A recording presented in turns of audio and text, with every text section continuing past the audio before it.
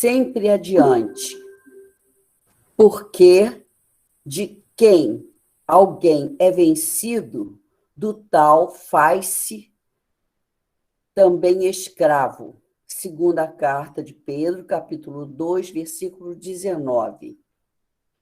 O espírito encarnado, a fim de alcançar os altos objetivos da vida, precisa reconhecer sua condição de aprendiz, extraindo o proveito de cada experiência sem escravizar-se. O dinheiro ou a necessidade material, a doença e a saúde do corpo são condições educativas de imenso valor para os que saibam aproveitar o ensejo de elevação em sua essência legítima.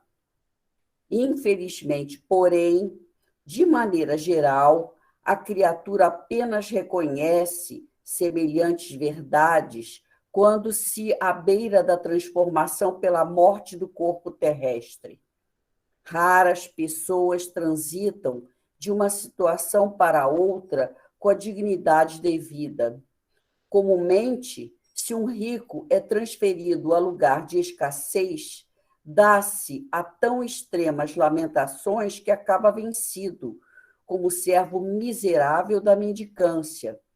Se o pobre é conduzido à elevada posição financeira, não raro se transforma em ordenador insensato, escravizando-se à extravagância e à tirania. É imprescindível muito cuidado para que as posições transitórias não paralisem os voos da alma.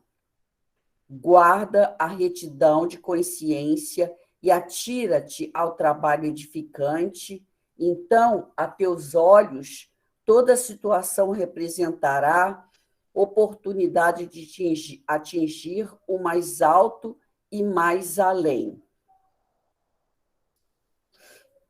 Pode voltar para o alto?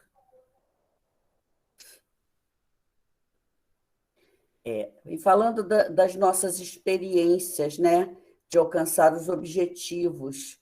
Na realidade, eu acho que nas nossas existências é preciso que a gente se coloque sempre como aprendiz, né? Porque cada existência nossa é uma oportunidade de aprender coisas, experiências diferentes, que as experiências que nós já conquistamos, que nós já fomos vencedores, não há necessidade que a gente passe novamente por elas, né? Então, ele vem falando aqui como é difícil nós transitarmos nas experiências da vida.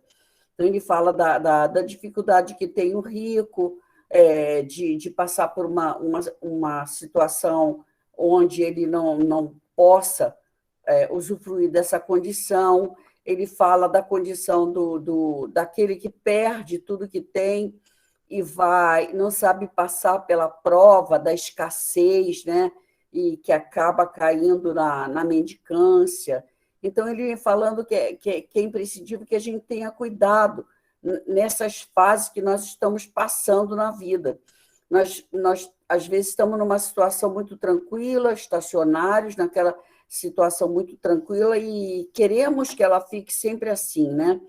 Sempre tranquila. Então, aparece, às vezes, um determinado problema para tirar a gente daquela tranquilidade, justamente para ser uma oportunidade de aprendizado, de você se exercitar, de você abrir o seu intelecto, né, de trabalhar a inteligência e sair daquela situação onde você está estacionado e tirar proveito daquela experiência. Então, ele chama isso, são os voos, né, da nossa alma.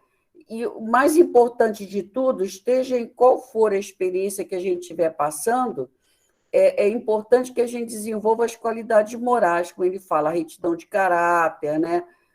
Trabalhe a nossa moralidade, trabalhe a aquisição das nossas virtudes, né?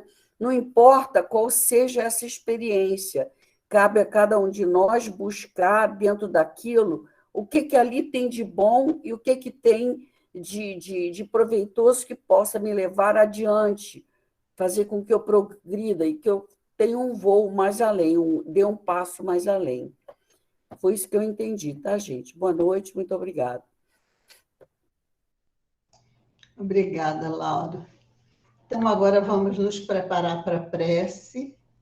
E eu vou pedir a todos que pensem nas pessoas que gostariam de beneficiar, tá? Mas pensar assim com a certeza de que elas serão atendidas de acordo com a necessidade de cada um, né? Então, nós vamos fazer a nossa prece envolvendo a todos. E hoje, em especial, eu gostaria de envolver o grande pianista Nelson Freire, que desencarnou, que trouxe tanta beleza para nós todos, né, através da sua arte. Ele seja amparado nesse seu retorno à espiritualidade, né? Então, e também a nossa queridinha Dona Rosa, que lá do Jardim Primavera, que cuidava de crianças, que passou a sua vida inteira dedicada a educar crianças assim, que não tinham pais, né, que eram sozinhas. Então, ela foi muito generosa para nós lá da agremiação, e então nós queremos envolvê-la no seu retorno, e tem certeza que ela deve estar muito bem, porque foi uma pessoa muito boa, trabalhadora. Então, Deus a ampare. Então, vamos todos orar nesse momento, rogar a Deus, nosso Pai, a Jesus, nosso irmão maior, que esteja conosco nesse momento, que nos ampare e nos inspire. Nós aqui estamos, Senhor, nós aqui estamos, prontos para o trabalho, para ouvir as lições que vêm do alto, para abrir nossos corações para esses ensinamentos e buscar um esforço muito grande de colocá-los em prática em nossas vidas. Muito obrigada, Senhor. Muito obrigada por tudo que temos. Principalmente, Senhor, por essa oportunidade de nos reunirmos através dessa tecnologia bendita que não deixou que nos separássemos nessa fase tão difícil que estamos vivendo. Muito obrigada, mestre querido. Que a sua paz se faça em todos os corações. E nós pedimos, Senhor, o seu amparo, a sua inspiração para o Jorge, que vai trazer hoje a mensagem, o estudo da noite. Obrigada, Senhor, graças a Deus. Bom, todo mundo conhece o Jorge, quem não conhece, né? Quem não conhece Jorge, fica conhecendo agora. Então, Jorge, você tem a palavra. Obrigado, Vera. Boa noite, meus amigos, minhas amigas. Vamos hoje dar continuidade. A gente vem aí, durante esse período, refletindo sobre o capítulo 5 do Evangelho, segundo o Espiritismo, Bem-aventurados os aflitos, que é bem oportuno para a gente poder nos colocar, né, perceber, né, as realidades, as situações da vida, como elas se apresentam, e como é que nós devemos encarar, como é que nós devemos agir, as causas, as consequências, o momento atual. A riqueza desse capítulo ele é muito bom para que a gente possa receber conhecimento e receber também muito conforto. E hoje nós estamos finalizando ele dos itens 29 a 31, que são esses itens aí. Pode passar, por favor, que eu vou ler aí a nossa bibliografia, que é Xavier Francisco Cândido, pelo Espírito Emmanuel, Caminho, Verdade e Vida, que é o que a gente leu de mensagem inicial. E o meu estudo vai ser, né, Allan Kardec, o Evangelho segundo o Espiritismo, tradução de Guilherme Ribeiro, da terceira edição francesa, revista corrigida e modificada pelo autor, em 1866, 131ª edição, Brasília, FEB 2013. E também Allan Kardec, O Céu e o Inferno, ou a Justiça Divina segundo o Espiritismo, tradução de Manuel Justiniano Quintão, 38ª edição, FEB 1944. Pode passar, por favor. Então, os nossos temas de hoje é sacrifício da própria vida e proveito dos sofrimentos para outrem, que está nesses itens, como eu falei, 29 a 31, encerrando o capítulo 5, Bem-aventurados os aflitos. Então, vamos nós. Eu trouxe, então,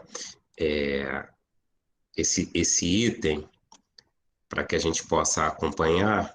Ele tem algumas perguntas e respostas reflexivas, e eu coloquei numa letrinha grande para que a gente possa, vocês possam ver aí até quem está no celular. Então, por isso eu tive que cortar o texto, ele não está todo ele, está uma parte aí e continua no outro slide. Então, o item 29 tem a seguinte pergunta: aquele que se acha desgostoso da vida, mas não quer extingui-la por suas próprias mãos, será culpado se procurar a morte num campo de batalha com o propósito de tornar útil a sua morte?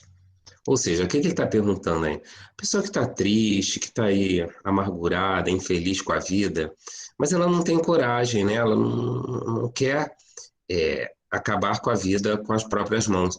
E se ele então for para um campo de batalha, para uma guerra, por um enfrentamento e morrer ali, será que ele não tornaria a sua morte útil?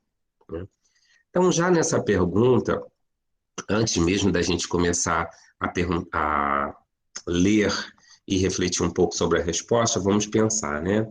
Aquele que se acha desgostoso da vida, ou seja, que está aborrecido, que está triste, que está infeliz com a vida. A vida, essa reencarnação que a gente tem, é o dom mais precioso que nós temos.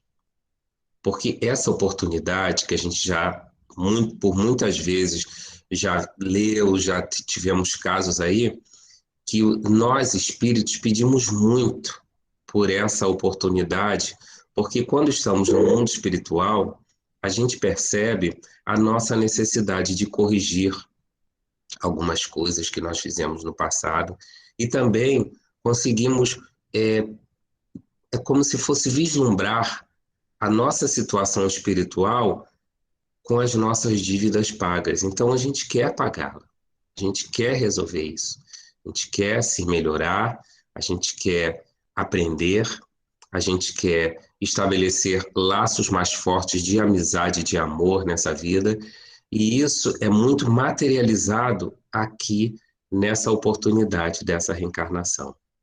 É como se a gente aqui concretizasse, né, todas essas nossas propostas que a gente faz no mundo espiritual. Então, é uma oportunidade, um dos o nosso recurso mais precioso, é essa reencarnação, porque ela vai trazer para nós tudo aquilo de que nós precisamos para o nosso crescimento.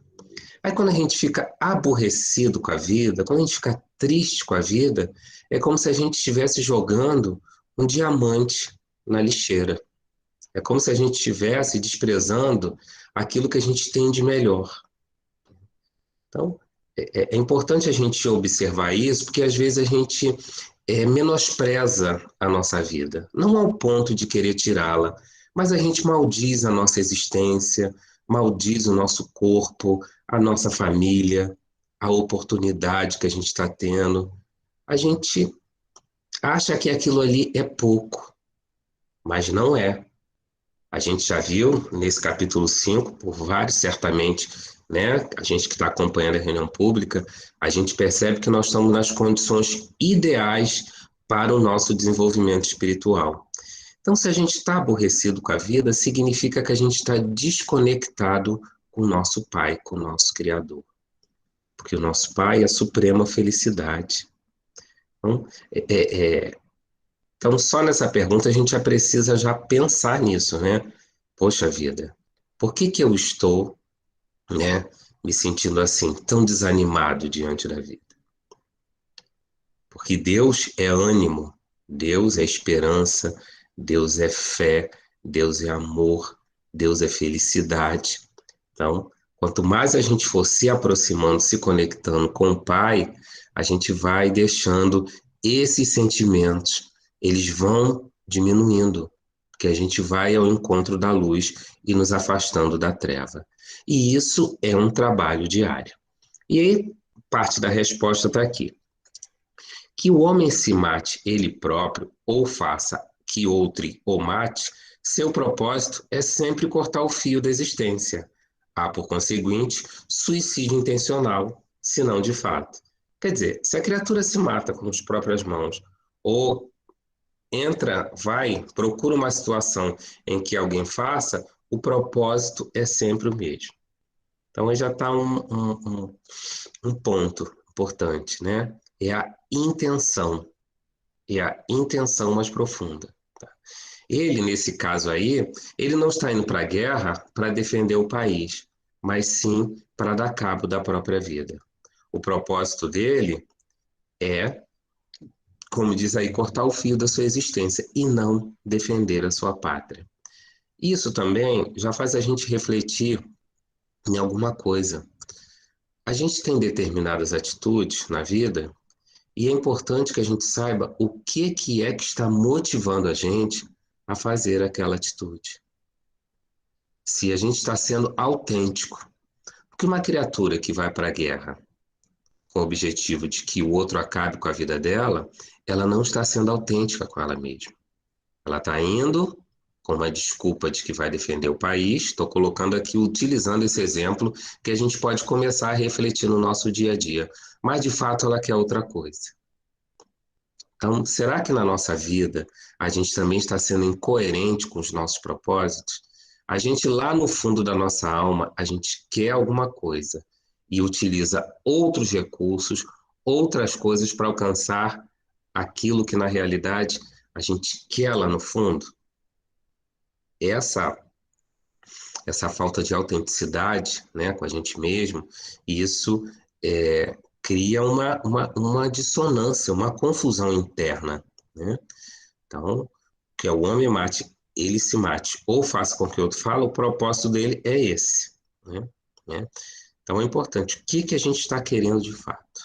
Quando a gente está tomando uma atitude, quando a gente está num trabalho, quando a gente está numa ação, quando a gente está cuidando de alguém. É importante a gente observar isso, porque a gente, novamente, voltando lá ao ponto, né, do desgosto da vida, às vezes a gente observa pessoas com atitudes imprudentes, né? Às vezes eu estou dirigindo o carro e vejo uma pessoa assim que atravessa na rua e ela é como se ela quisesse ser atropelada. Ela não toma atenção, ela não toma cuidado, ela não está na faixa, ela não olha se vem um carro. Às vezes você tem que diminuir a velocidade, senão você pode causar um acidente. O que na realidade aquela pessoa está querendo, atravessando naquele momento ali? O que tem no fundo dela, né? Será que ela quer realmente causar um acidente para si própria? Ou ela está simplesmente indo para algum lugar, né? Então a gente tem que observar que às vezes uma própria atitude imprudente nossa, às vezes a busca desses esportes radicais, né? A vida no próprio limite, que a pessoa quer utilizar. Às vezes, no fundo, o que ela está querendo ali? Colocar a sua vida em risco? É importante essa reflexão profunda, né? Porque se Deus julga pela intenção, o que está lá dentro de nós é o que conta, não é a nossa aparência exterior. Vamos então dar sequência, por favor. E aí, continuando, na verdade, é ilusória a ideia de que a sua morte servirá para alguma coisa. Isso não passa de pretexto para colorir o ato e escusá-lo aos seus próprios olhos.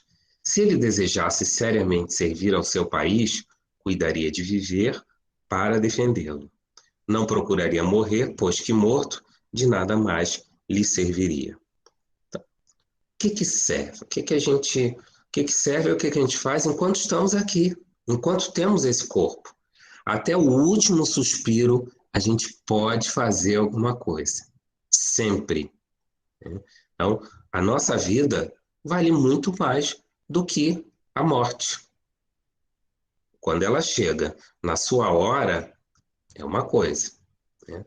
quando ela é procurada antecipadamente, a gente deixou de fazer alguma coisa que precisaria ter feito.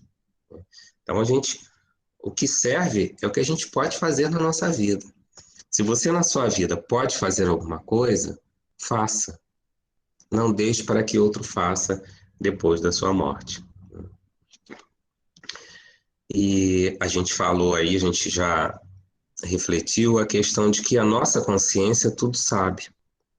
E ela é o nosso juiz justo que nós temos. Então, ela vai mostrar a nossa real intenção.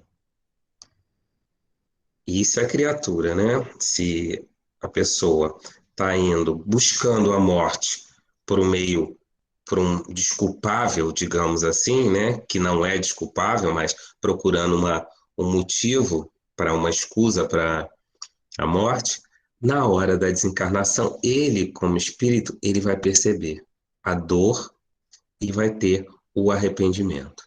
Então, eu fui muito nessa linha da interpretação, que eu trouxe uma citação de Jesus que está em Lucas 12, versículo 2 e 3. Mas nada é encoberto que não haja de ser descoberto, nem oculto que não haja de ser sabido. Porquanto tudo que em trevas dissestes, à luz será ouvido. E o que falastes ao ouvido no gabinete, sobre os telhados será apregoado. Tudo aquilo que a gente esconde da gente mesmo, arrumando desculpas, aquilo ali uma hora vai aflorar na nossa consciência. A gente pode esconder os nossos motivos, a gente pode tentar se enganar, mas vai ter um momento, né, como Jesus disse, que nada que está encoberto vai ter um momento que vai ter que ser descoberto. A verdade, ela sempre aflora de alguma maneira. Então, é importante que a gente vá em busca da nossa verdade e trabalhe. Se a nossa intenção íntima, profunda, é uma intenção que é prejudicial, que é ruim, a gente precisa trabalhar isso. Precisa ter consciência das nossas tendências inferiores e começar a trabalhar e tentar transformar aquilo ali. Observar, quanto mais a gente esconde, não significa que a gente tratou. A gente precisa tratar.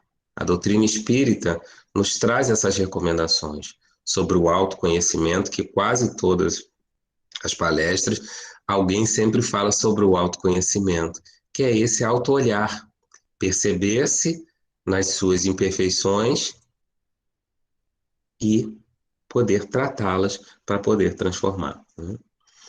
E uma coisa importante é que a gente atrai são os nossos interesses ocultos. Não é bem aquilo que a gente finge que está gostando, mas é aquilo que lá dentro a gente deseja, porque existe a lei da sintonia, né? A lei da sintonia, como a lei da gravidade, ela existe e funciona muito, né? Vamos em frente. Acho que é João que está passando aí para mim. O verdadeiro devotamento consiste em não temer a morte quando se trate de ser útil, em afrontar um perigo, em fazer de antemão e sem pesar o sacrifício da vida se for necessário, mas buscar a morte com premeditada intenção, expondo-se a um perigo, ainda que para prestar serviço, anula o mérito da ação. Quer dizer, essa resposta aí foi dada por São Luís, em Paris, em 1860. Então, acho que tem um destaque aí nesse comentário dele, nessa resposta dele, o verdadeiro devotamento. Não temer a morte quando se trata de ser útil. Então, se a gente está sendo útil para o próximo ou para outros, por uma coletividade, a gente não deve temer a morte. A gente agora me lembrei do nosso querido Allan Kardec, falou, né, que ele ia comprometer a própria saúde pelo trabalho que ele ia realizar. E ele não teve medo. Ele não temeu a morte, mas ele valorizou a vida. Enquanto ele estava ali, no trabalho, ele fez o melhor que ele pôde fazer. Não ficou com medo da morte, mas ao contrário, ele valorizou o bem precioso que ele tinha, que era a vida, e deixou esse legado que hoje nós estamos aqui aprofundando, estudando, que são essas obras básicas trazidas pelos espíritos e codificada e organizada por ele, né? Então ele fala, então ele fala aqui de não temer a morte, o oposto, né, de buscar a morte com premeditada intenção, expondo-se ao perigo. Então, esses pontos que eu acho importantes. Nós estamos aqui para ser úteis, para fazer o melhor possível, dar a nossa contribuição. A gente chega aqui nesse planeta e a gente precisa dos bens desse planeta. No mínimo, a gente precisa, logo que chega, do oxigênio. Então, a gente precisa de oxigênio, a gente precisa de alimentação, precisamos de roupa, precisamos de afeto. Então, a gente recebe bastante coisa para chegar a esse ponto que nós estamos hoje, na idade que nós chegamos, na condição que nós estamos. A gente mobilizou vários recursos. Muitos irmãos nossos tiveram que nos atender de alguma forma. E aí, por que não retribuir isso? Será que a gente veio aqui só para exaurir os recursos que tem nesse planeta, sem se preocupar de retribuir, de servir, de doar alguma coisa, de contribuir? Jesus falou, né? O Filho do Homem não veio para ser servido, e sim para servir. Quer dizer, se Jesus, Espírito puro, perfeito, veio aqui nesse mundo ainda cheio de trevas e de complicações, de nós, espíritos imperfeitos, ele veio aqui e nos serviu, né? Qual é o nosso papel, então? Nós que ainda estamos na caminhada, estamos lá nos primeiros degraus da nossa evolução. Se ele veio para servir, ele veio nos ensinar que nós devemos servir uns aos outros. Porque pelo exercício do servir um ao outro, a gente vai desenvolvendo o amor. O sentimento do amor, ele não nasce da paralisia. Se você ficar paralisado, você não está exercitando o amor. E olha que o amor que a gente tem, que o amor que a gente, no nosso estágio evolutivo, ainda são ensaios. Porque cada vez que a gente vai, cada vez que nós crescemos espiritualmente, o nosso amor, ele tem uma coloração, uma qualidade muito maior. A gente estamos aqui para aproveitar a nossa vida, para ser úteis, para servir e desenvolver esse sentimento de amor para o outro. Vamos passar então para outro item, o item 30, que é a outra pergunta. Se um homem se expõe a um perigo iminente para salvar a vida a um dos seus semelhantes, sabendo de antemão que sucumbirá, pode esse ato ser considerado suicídio? Então, a primeira pergunta foi aquela: a pessoa quer se matar, vai para a guerra para justificar a morte. A segunda, que a gente já conversou sobre ela. Agora, a segunda é a seguinte: mas a pessoa vê que ela quer salvar uma vida, mas a vida dela corre perigo.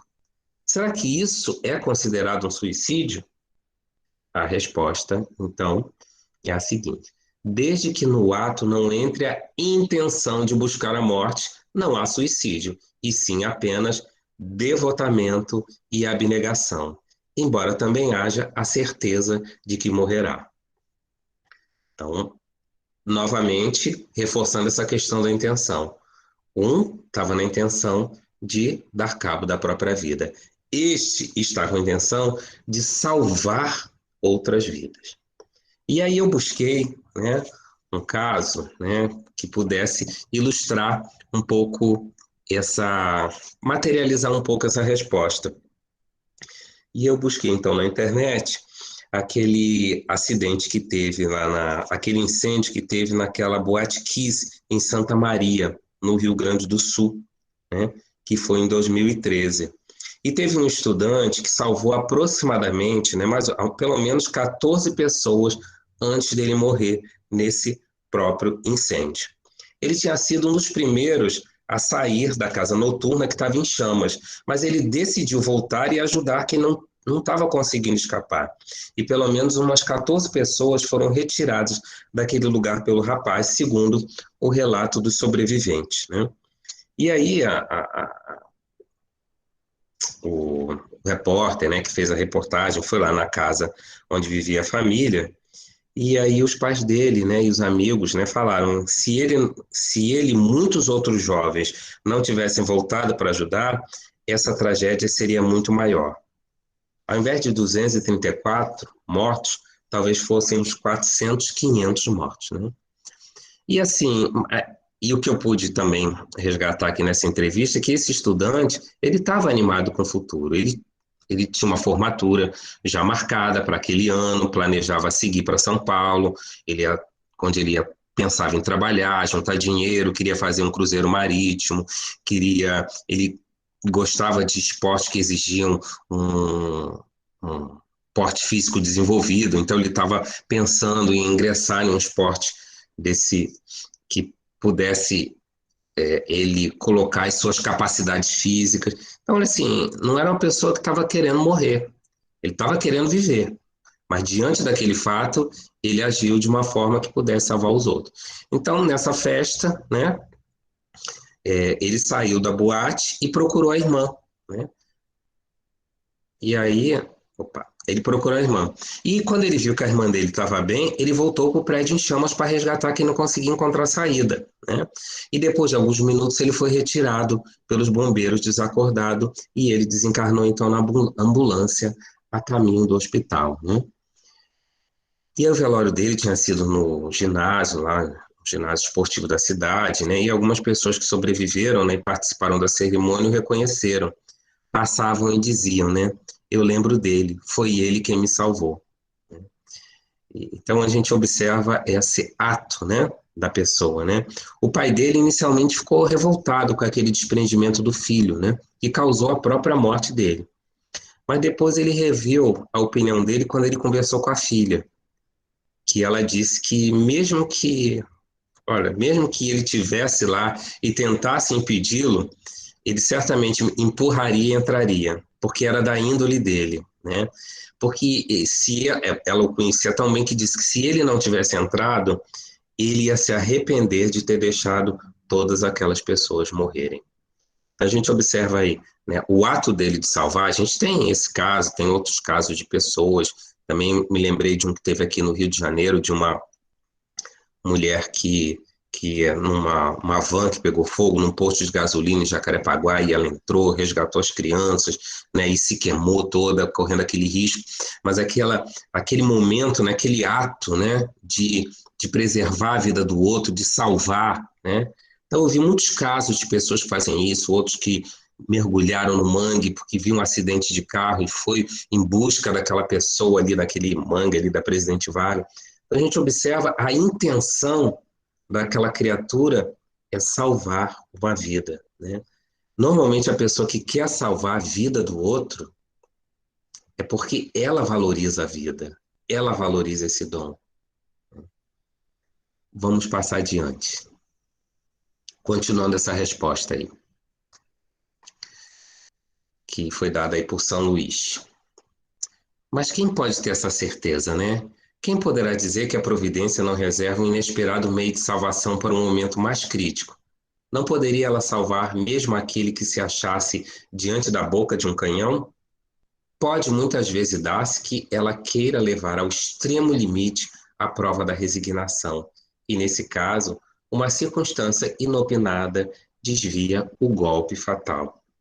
Quer dizer, naquela pergunta, né? A pessoa sabe que vai morrer, mas vai salvar a vida do outro. Mas como você pode ter certeza de que ele vai morrer? Que a providência não pode, naquele último momento, criar ali uma circunstância, um meio de salvação daquela criatura, né? Que acontece isso, né? Deus é onipotente e as coisas só acontecem pela sua vontade, pela sua permissão, né?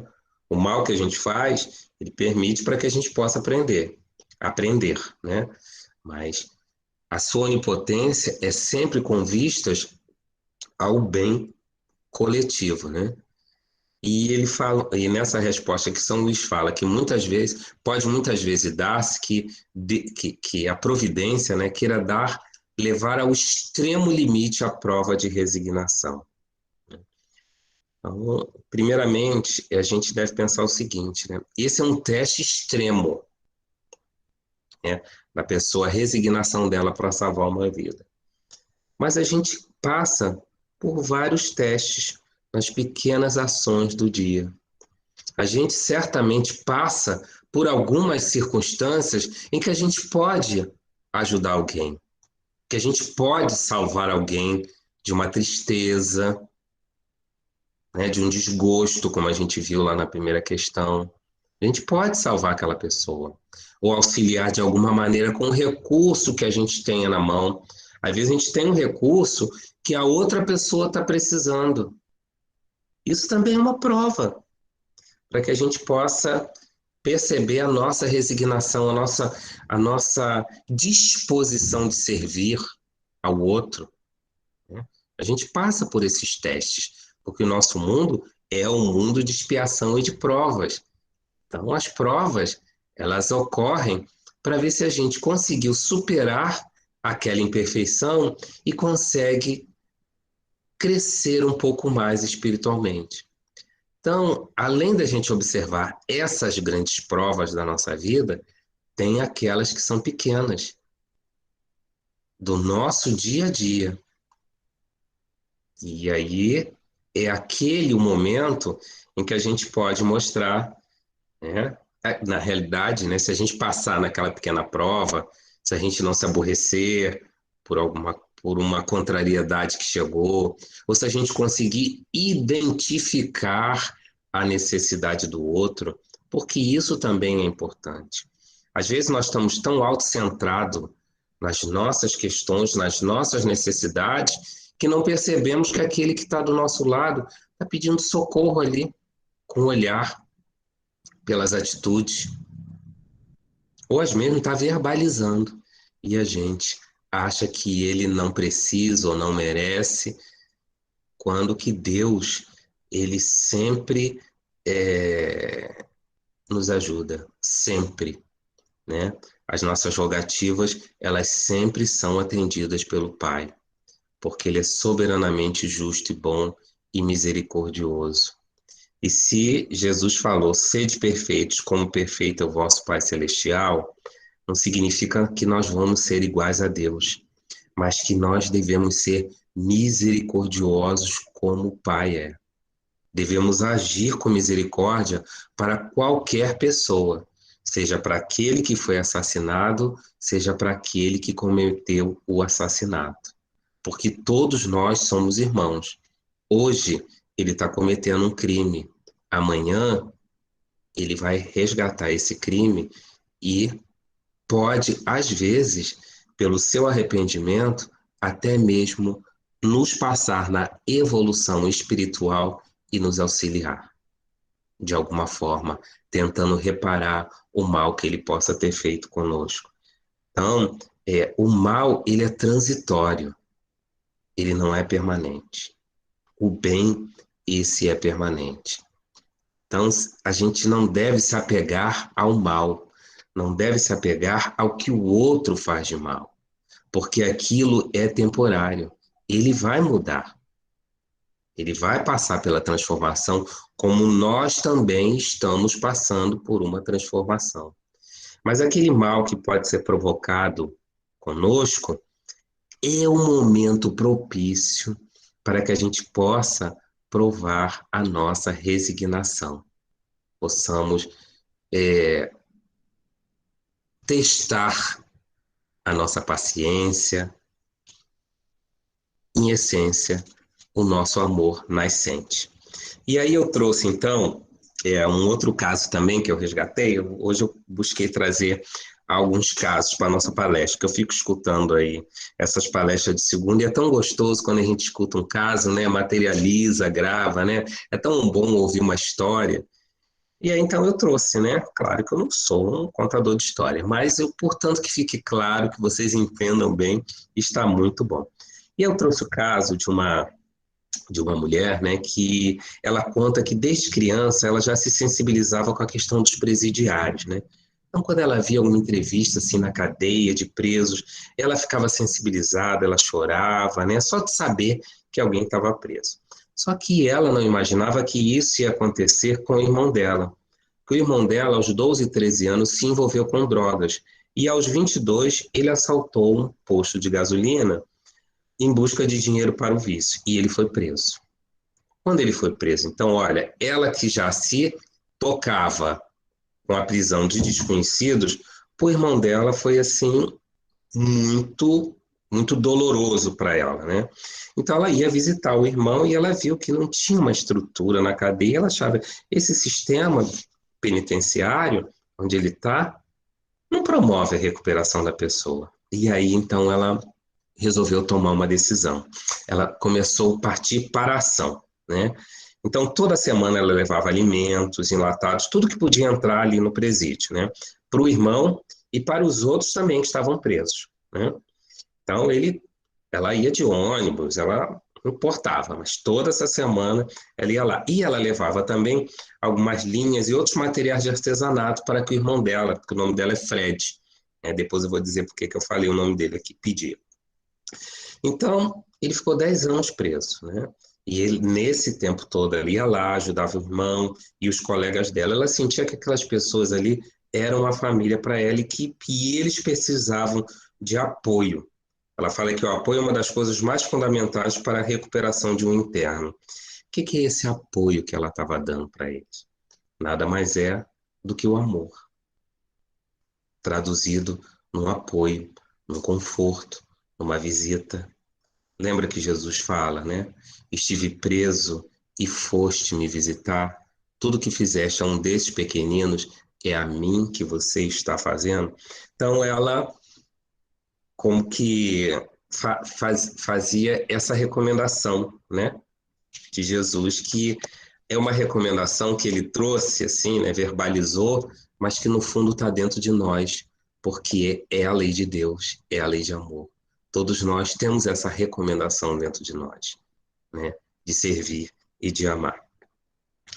Mas depois que o irmão dela, ele cumpriu a pena e saiu da prisão, ele foi assassinado, né?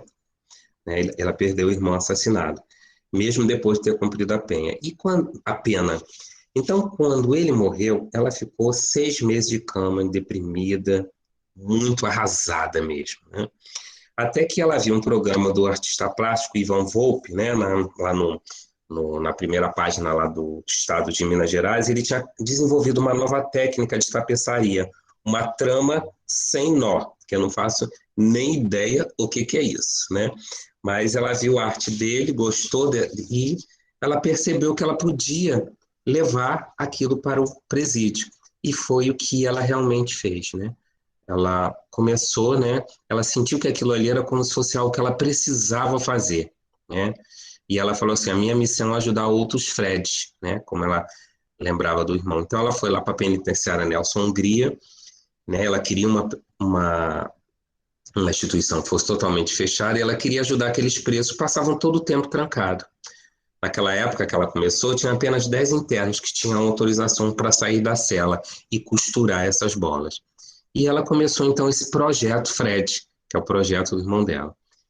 Que ela começou e em 16 anos já tem 30 mil pessoas que aprenderam a fazer essa trama sem nó e dela tirar o seu sustento.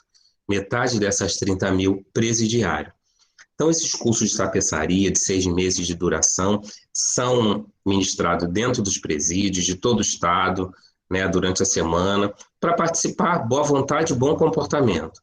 Então, as aulas são dadas por artistas plásticos e monitores. Você vê, a ideia dela cresceu de uma forma que outras pessoas já fazem parte desse projeto.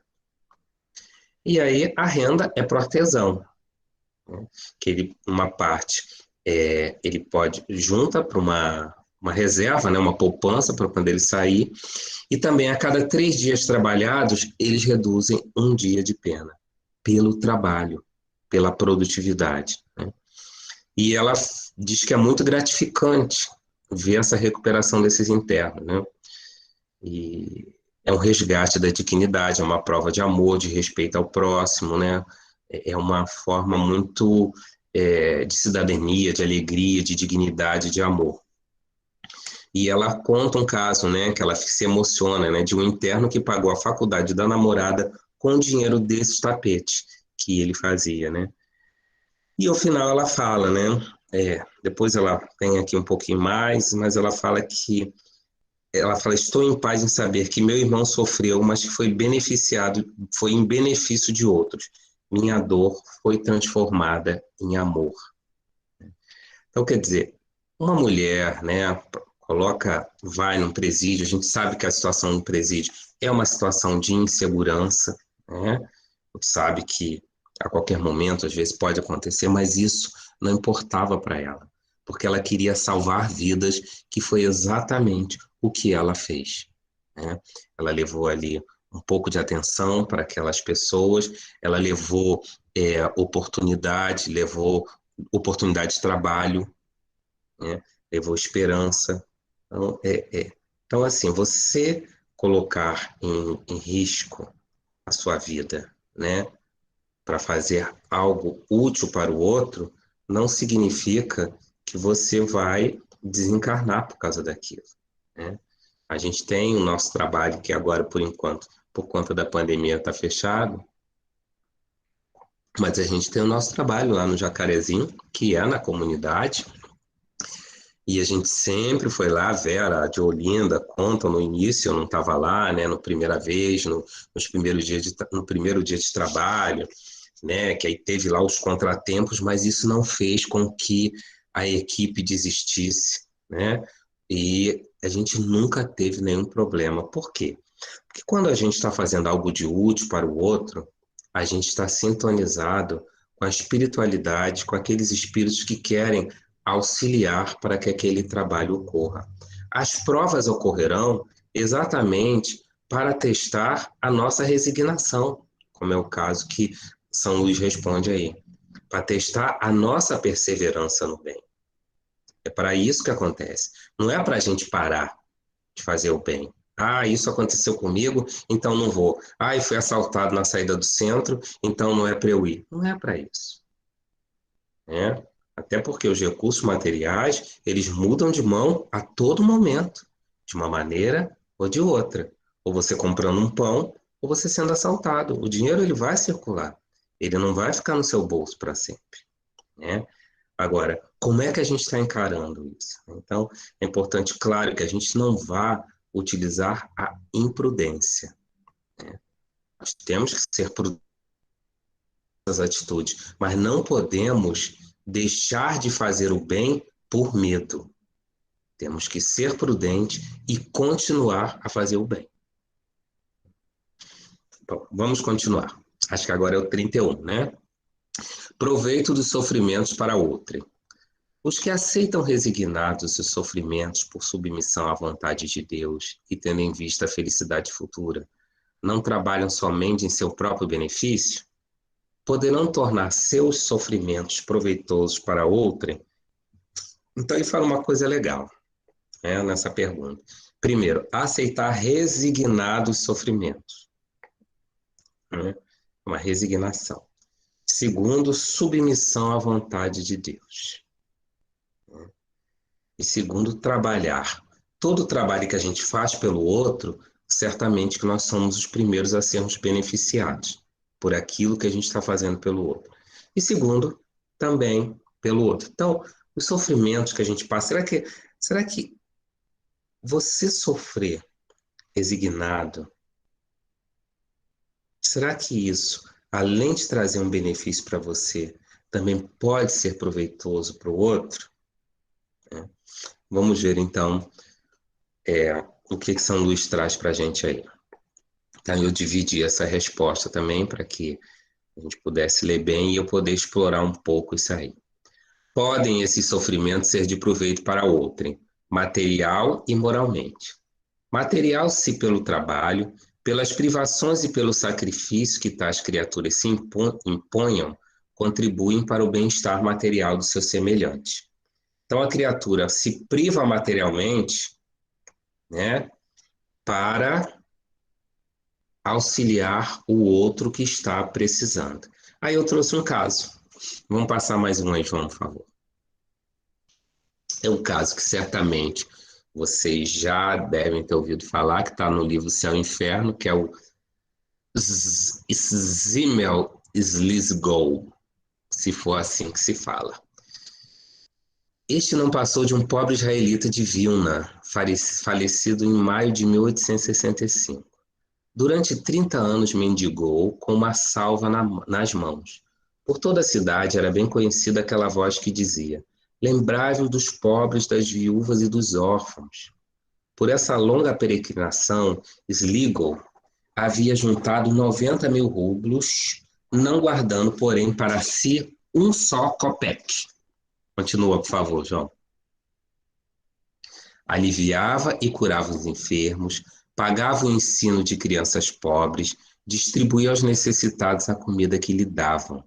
À noite, destinava ele ao preparo do rapé, que vendia a fim de prover as suas necessidades. E o que lhe sobrava era dos pobres.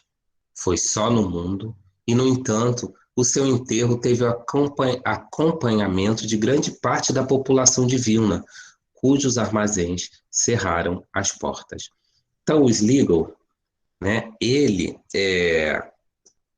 durante 30 anos, ele pedia esmola para as viúvas, para os pobres, para as crianças. E ele dava esse dinheiro, auxiliava esses necessitados e não pegava nada para ele. E, ao contrário, ele trabalhava à noite e, com o dinheiro que ele ganhava do trabalho dele, ele se mantinha. Mas ele ainda pegava do salário dele para dar um pouco mais para os pobres. E aí eu vou contar. Então, olha só. Vou trazer aqui, vou ler aqui para vocês um pouco um resumo do que ele conta, porque ele se manifesta. Então, ele se apresenta lá na Sociedade de Paris, né, que ele é evocado pela história dele. Então, ele conta que os pais dele eram pobres, né, porém inteligentes e avaros, né, assim, mão fechada. Ele, moço ainda, foi privado das afeições e carinhos da mãe, né? A mãe dele desencarnou. A perda dela causou tanto maior e profundo pesar quanto o pai dele, que, dominado pela avidez de ganhos, abandonava ele por completo, né? Quanto aos irmãos deles, todos mais velhos do que ele, não pareciam aperceber-se das mágoas da tristeza que ele tinha. Foi um outro judeu que, movido por um sentimento mais egoístico do que caritativo, recolheu para a casa dele e ensinou ele a trabalhar. O que isso lhe custara era largamente compensado pelo trabalho. Então ele pegou, né, eu quero falar o nome dele direito. Só um minutinho. Slisgo. Ele pegou Slisgo para exatamente trabalhar para ele, né? Então ele fala que o trabalho muitas vezes excedia as forças dele, né? Aí mais tarde, quando ele se libertou desse jugo, né, ele trabalhou por sua própria conta. Mas em toda parte, no trabalho como no repouso, perseguia a saudade da mãe dele. E à medida que ele avançava os anos, ele se lembrava desse ser mais fundamentamente que se lhe gravara na memória, lamentando em demasia a perda do seu amor e do seu zelo. Ele sentia muita falta da sua mãe, né? Não tardou fosse ele o único da sua família, né? Pois a morte, em breve, dentro de meses, levou toda a família dele. Então, principiou a manifestar-se de modo pelo qual havia de passar o resto da vida. 2 dos irmãos deles deixaram órfãos, e ele, comovido pela recordação de como o órfão sofrera, ele, por sentir essa falta da mãe, sentir essa orfandade, ele, quando viu os filhos do irmão que ficaram órfãos, ele se tocou. Então, observa que o sofrimento que a criatura passa faz com que ele olhe aquele que passou pelaquela mesma situação que ele passa, ele já enxerga, ele já vê aquilo ali com um olho, com outro sentimento. então ele sensibilizou, né? E ele, comovido, então, quis preservar os pobrezinhos de uma juventude igual a dele, né? Então, ele não, com o trabalho dele, ele não conseguiu o suficiente para sustentar a todos, então ele começou a pedir esmola, não para ele, mas para os outros.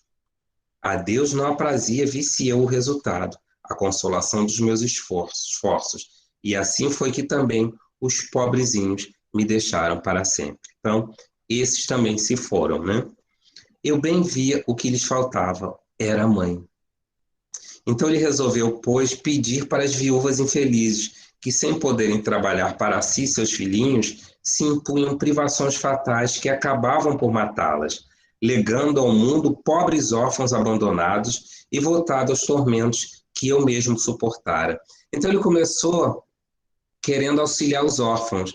Mas por que existem os órfãos? Porque as mães sem condições de cuidar se privavam deles, trabalhavam demais e desencarnavam cedo demais. Então ele começou, para evitar que existisse a orfandade, ele começou a pedir as esmolas para as viúvas. A esse tempo ele contava com 30 anos, e nessa idade, saudável e vigoroso, as pessoas viam ele pedir esmola para a viúva e para o órfão, né? Para o órfão. Penosos me foram os primeiros passos a suportar, né? Mais de um epíteto deprimente.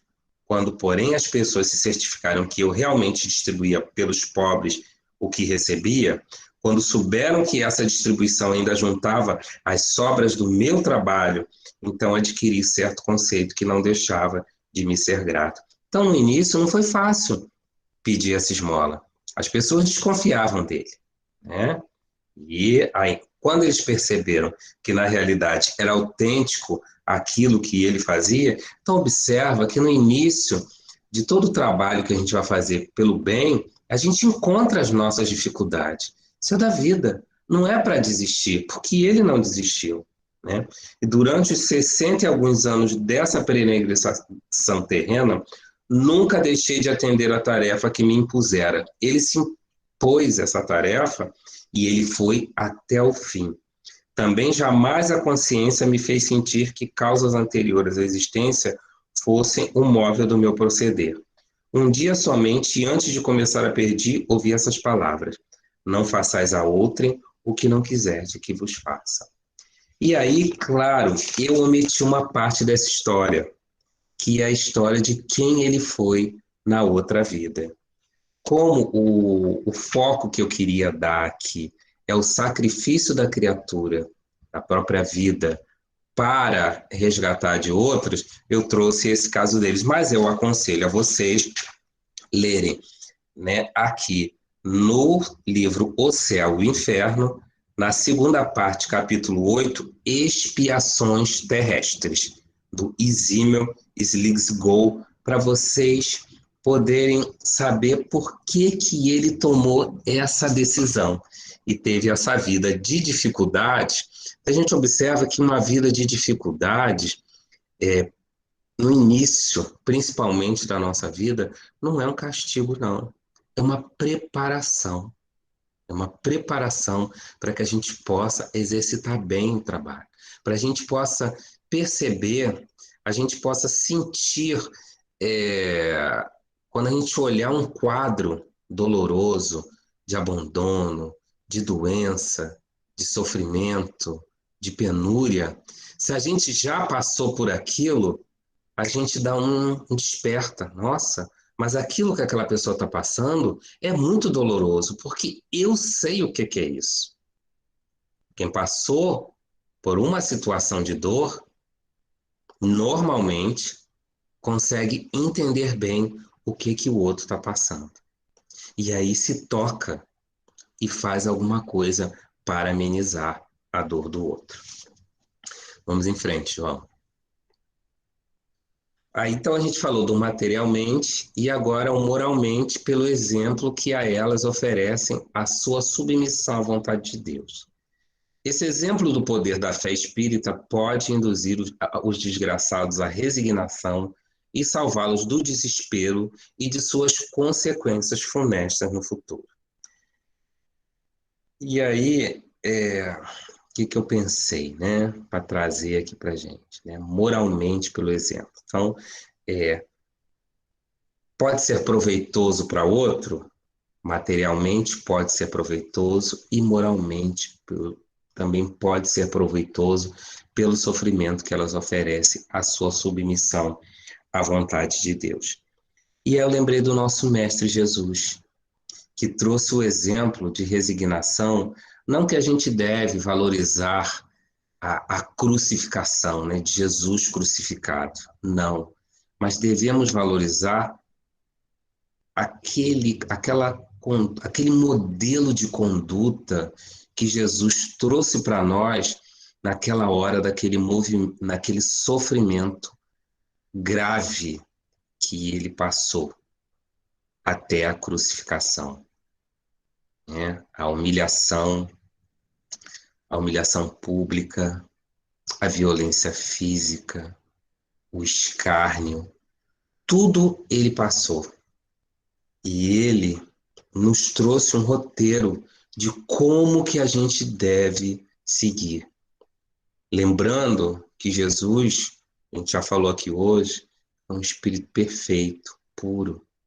Não tinha nada a resgatar. Ele veio para nos dizer exatamente, diante da dor e do sofrimento que foi infligido a você, ou que chegar até você, lembre-se do nosso Pai. Lembre-se de Deus. Não se revolte. Não queira que Deus tire aquela prova de você, mas que queira sim que Ele possa te fortalecer, porque aquela prova, ela tem uma proposta para você. Ela está te trazendo alguma mensagem, ela está te trazendo um ensinamento. Então, as atitudes, né, o comportamento de Cristo, de Jesus, né?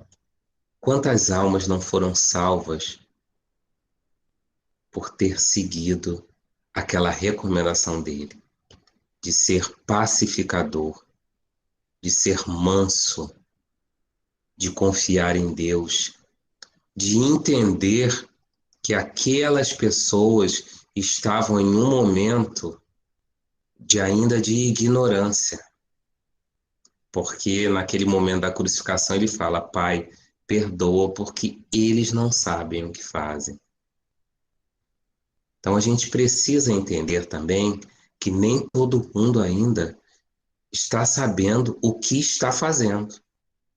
Muitos não estão sabendo, ainda estão na ignorância, estão no equívoco. Agora, o que eu posso dizer que aqui fala, né? Jesus, ele não era submisso à vontade de Deus. Ele era a vontade de Deus.